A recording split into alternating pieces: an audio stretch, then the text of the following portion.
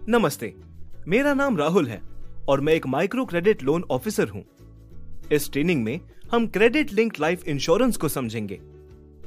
Micro credit loan में credit linked life insurance CLLI यानी loan से जुड़ा जीवन बीमा एक बहुत जरूरी प्रोडक्ट है जिसे लोन के साथ दिया जाता है। इसमें ज्यादातर कस्टमर और उनके पति का जीवन बीमा किया जाता है जो लोन के रकम के बराबर और लोन के समय के लिए होता है। इसे लोन कंपनी बीमा कंपनी की साझेदारी में लेती है। चूंकि लोन ऑफिसर ही इंश्योरेंस भी कस्टमर को देते हैं, इसलिए जरूरी है कि लोन ऑफिसर इंश्योरेंस प्रोडक्ट को ठीक से जाने। तो चलिए समझते हैं कि क्रेडिट लिंक्ड लाइफ इंश्योरेंस क्या है, कस्टमर ऑनबोर्डिंग यानी कस्टमर का बीमा कैसे होता है, डेथ यानी मौत होने पर क्लेम सेटलमेंट कैसे होता है। क्रेडिट लिंक्ड लाइफ इंश्योरेंस क्या है? क्रेडिट लिंक्ड लाइफ इंश्योरेंस एक तरह का जीवन बीमा है।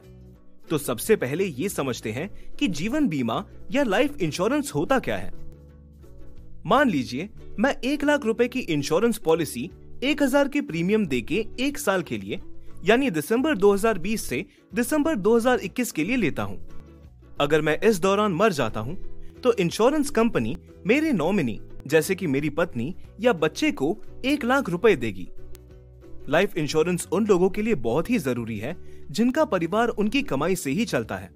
अचानक मौत होने पे लाइफ इंश्योरेंस से मरने वाले के परिवार को इस पैसे की सहायता मिल जाती है। आप सोच रहे होंगे कि सिर्फ 1000 रुपए देके 1 लाख रुपए कैसे मिल सकते हैं। इसे ऐसे समझे कि बहुत सारे लोग इंश्योरेंस कंपनी को प्रीमियम फी देकर 1 साल के लिए इंश्योरेंस लेते हैं, पर इस 1 साल में मौत सिर्फ कुछ लोगों की ही होती है। तो इंश्योरेंस कंपनी ज्यादा लोगों से छोटी प्रीमियम फी लेके कुछ लोगों को बड़े क्लेम दे पाती है। इसे रिस्क पूलिंग कहते हैं। इसे ऐसे भी समझ सकते हैं कि बहुत सारे लोग मिलके छोटा छोटा पैसा इंश्योरेंस कंपनी के पास इस विश्वास से रखते हैं कि उनमें से किसी के भी मरने पर इंश्योरेंस कंपनी उस व्यक्ति को क्लेम देगी। जीवन बीमा या लाइफ इंश्योरेंस 2 तरह का होता है, व्यक्तिगत और समूह। व्यक्तिगत पॉलिसी में प्रीमियम और कवरेज की रकम बीमा कंपनी मेरे जैसे किसी व्यक्ति का रिस्क तय करके लेती है। ये कई बातों पर निर्भर करता है, जैसे कि इंश्योरेंस की रकम, बीमा लेने वाले की उम्र, स्वास्थ्य, लिंग आदि। जवान और स्वस्थ व्यक्ति के मरने का रिस्क कम होता है, इसलिए उनकी प्रीमियम फी भी कम होती है। समूह या ग्रुप पॉलिसी में लोगों के ग्रुप को उनके कुछ कैरेक्टरिस्टिक पर जांचा जाता है और फिर पूरे समूह के लिए एक प्रीमियम तय किया जाता है। यह भी इंश्योरेंस की रकम, कितने लोग इंश्योरेंस ले रहे हैं, उन लोगों की उम्र, स्वास्थ्य, लिंग आदि से तय होता है। उदाहरण के लिए एक लोन कंपनी के सभी कस्टमर्स, इसमें कंपनी मास्टर पॉलिसी होल्डर होती है और इंश्योरेंस कंपनी के साथ लेन देन को मैनेज करती है। ऑनबोर्डिंग।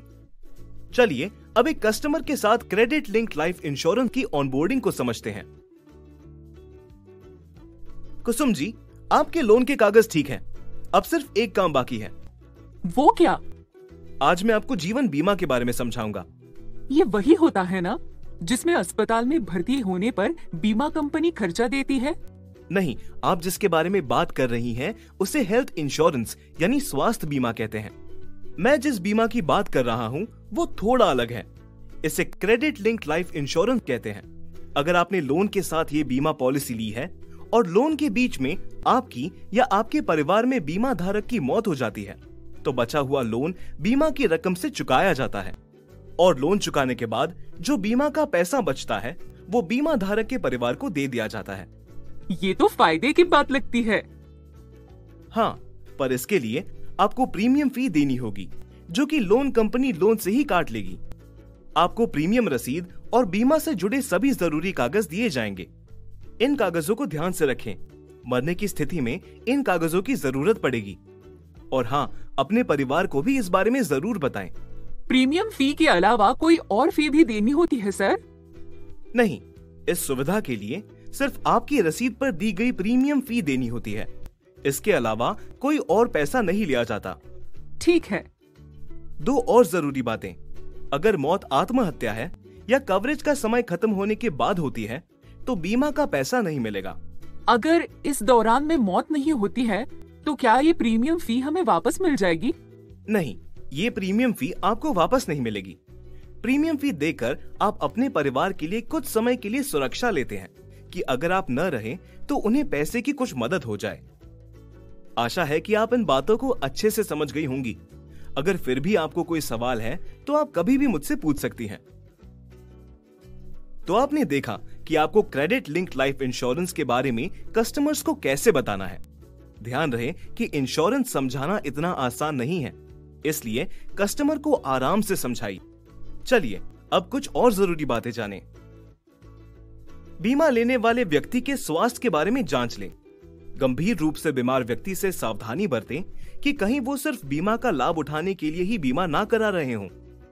ध्यान रहे कि बीमा लेने वाले की उम्र बीमा कंपनी के नियम से ज्यादा या कम ना हो।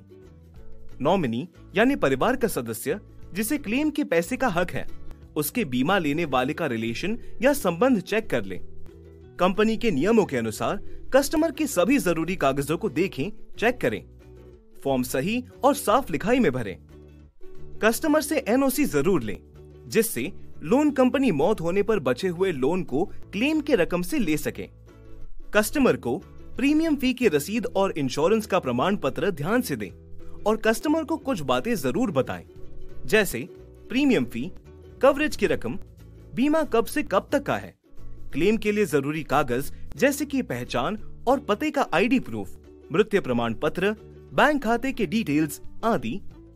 लोन समय से पहले या देर से खत्म करने से या समय पे किश्त न देने से बीमा पे क्या असर हो सकता है। इस बात पर जोर दें कि कस्टमर इसके बारे में परिवार को जरूर बताएं और कागज संभाल के रखें। Claim settlement. चलिए अब सीखते हैं कि बीमा धारक की मौत पर क्लेम सेटलमेंट कैसे होता है। आज कुसुम नहीं आई है। कुसुम तो पिछले हफ्ते गुजर बसी। अरे ये कैसे हुआ? सब बहुत अचानक हुआ सर। उसे तेज बुखार था और घर वाले उसे अस्पताल ले गए, लेकिन वो बच नहीं पाई। सुनकर बहुत दुख हुआ। मैं उनके परिवार से मिलना चाहता हूँ। क्या आप पता लगा सकती हैं कि सही समय क्या होगा? जरूर, मैं आपको पूछ के फोन करती हूँ। शुक्रिया। नमस्ते राहुल सर, कुसुम का पति कल घर पे है, आप उनसे सुबह मिल सकते हैं। शुक्रिया, मैं कल उनके घर चला जाऊंगा। नमस्ते। कुसुम जी के बारे में सुनकर बहुत बुरा लगा। मैं समझ सकता हूँ कि ये बहुत दुख का समय है, लेकिन ये जरूरी है कि मैं आपको उनके बीमा के बारे में बताऊं। क्या कुसुम जी ने आपको इसके बारे में कुछ बताया था? हाँ, लोन लेते समय बताया था कि मौत की स्थिति में आगे लोन की किस्त नहीं देनी होगी और हमने जो लोन चुकाया होगा वो भी हमें वापस मिल जाएगा। जी, सही बताया था उन्होंने। अब आपको बचा 10,000 लोन चुकाने की जरूरत नहीं है, क्योंकि आपकी बीमा पॉलिसी लोन के रकम के बराबर की है। अब तक जो 20,000 लोन के चुकाए हैं वो क्लेम पास होने के बाद बीमा कंपनी से आपको वापस मिल जाएंगे। इस क्लेम को फाइल करने के लिए मुझे आपसे कुछ कागज चाहिए होंगे, जैसे मृत्यु प्रमाण पत्र, आपका और कुसुम जी का KYC ID और आपके बैंक खाते की डिटेल्स। ये मेरा नंबर है। कागज रेडी होते ही मुझे फोन करिए, मैं आकर इन्हें ले लूंगा और क्लेम फाइल कर दूंगा। सर, ये क्लेम के लिए कोई फीस लगेगी क्या? नहीं, बीमा की प्रीमियम फीस शुरू में ही लोन की रकम से काट ली जाती है। आपको अब और कोई फीस नहीं देनी है। धन्यवाद। आगे बढ़ने से पहले मौत और उसके कारण जांच करना ना भूलिए। आप समूह के अन्य सदस्यों और कस्टमर के पड़ोसियों से बात करके ऐसा कर सकते हैं। कई बार फ्रॉड होने का खतरा रहता है, इसलिए मौत की पूरी जांच करना जरूरी है। आपके कागज ठीक लग रहे हैं। अच्छा, मैंने जैसा आपको बताया था, कुसुम जी लोन के 20,000 भर चुकी थी। ये पैसा क्लेम पास होने के बाद आपको वापस मिल जाएगा और लोन की बची रकम लोन कंपनी को चली जाएगी। आमतौर पर क्लेम का पैसा 1 महीने में आ जाता है। अगर इसमें देरी होती है या आपको कोई और जानकारी चाहिए तो आप कंपनी के नंबर पर फोन कर सकते हैं। तो देखा आपने कि मृतक के परिवार से कैसे बात करनी चाहिए। आइए अब कुछ क्लेम से जुड़ी जरूरी बातें दोहरा लेते। परिवार और पड़ोसियों से मौत के कारणों की जांच जरूर करें। यदि कोई संदेह हो तो जांच करने में संकोच ना करें, ये आपकी जिम्मेदारी है। कस्टमर की सुविधा अनुसार ही उनके घर जाएं। परिवार से मिलते और बात करते समय उनकी फीलिंग्स का ध्यान रखें। क्लेम लेने में कस्टमर की सहायता करें। कस्टमर को पूरी और सही जानकारी दें और क्लेम के कागज इकट्ठा करें। क्लेम के सभी कागज जैसे मृत्यु प्रमाण पत्र, बैंक खाते की जानकारी, KYC, क्लेम सेटलमेंट फॉर्म ध्यान से चेक करें कि वो सही हो, सभी जरूरी जानकारी पूरी भरी हो और ठीक से पढ़ने में आ रही हो। कागज में कमी होने से क्लेम लेट या रिजेक्ट हो सकता है, इसलिए ये काम पूरे ध्यान से करें। क्लेम दाखिल करने में देरी ना करें। कस्टमर्स और हेड ऑफिस के बीच में कोऑर्डिनेशन आपकी जिम्मेदारी है। नॉमिनी के साथ क्लेम्स के विषय में संपर्क में रहें। यदि क्लेम लेट हो रहा हो तो इसके बारे में उनको सूचित करें। अगर क्लेम खारिज यानी रिजेक्ट हो जाता है तो इसके कारण को स्पष्ट रूप से नॉमिनी को समझाएं। कई बार परिवार के लोग बुरा व्यवहार भी कर सकते हैं। ऐसी स्थिति में शांत रहें और अपना बर्ताव ठीक रखें। जरूरी हो तो अपने सीनियर्स से मदद लें। अंत में मैं आशा करता हूं कि इस ट्रेनिंग से सीखी गई चीजें आपके काम में आपकी मदद करेंगी। धन्यवाद।